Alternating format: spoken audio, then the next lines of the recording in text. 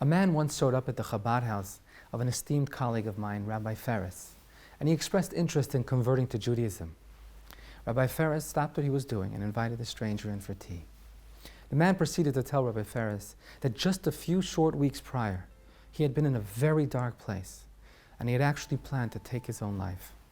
He bought a thick rope, and he decided that he would hang himself in the last place in life that he had really been happy, his elementary school.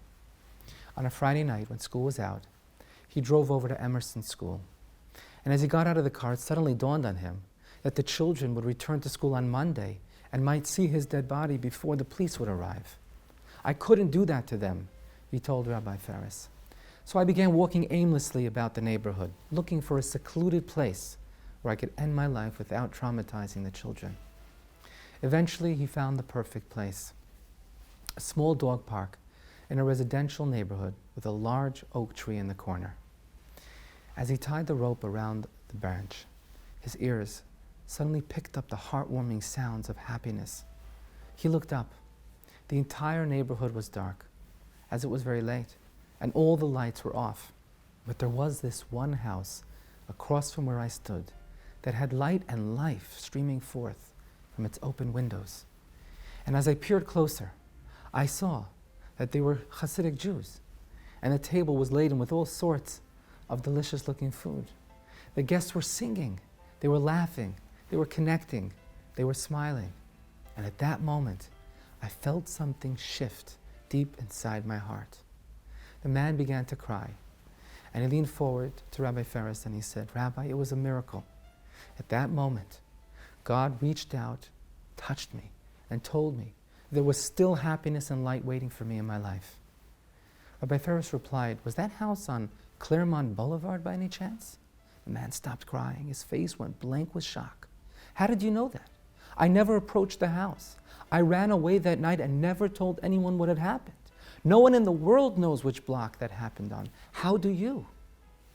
Rabbi Ferris, usually very calm and collected, clasped the man's hands in his own and began to cry. And he says, "Well, that's because I live on Claremont Boulevard, across from a dog park called Monkey Island, which has a wide, strong oak tree.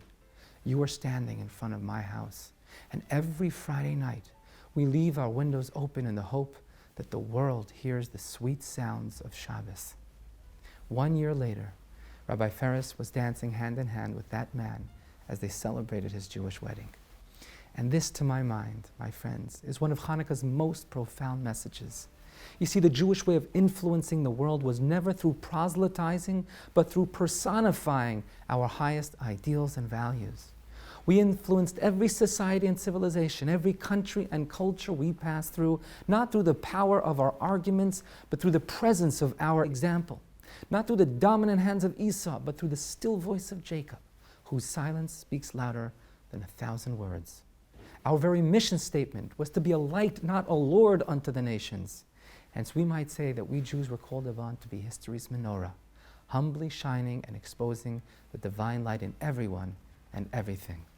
So as we gather around the Hanukkah lights this year, let's take their message to heart. Don't just light the menorah, live your life in such a way that you become a menorah to your family, to your community, and to the wider world.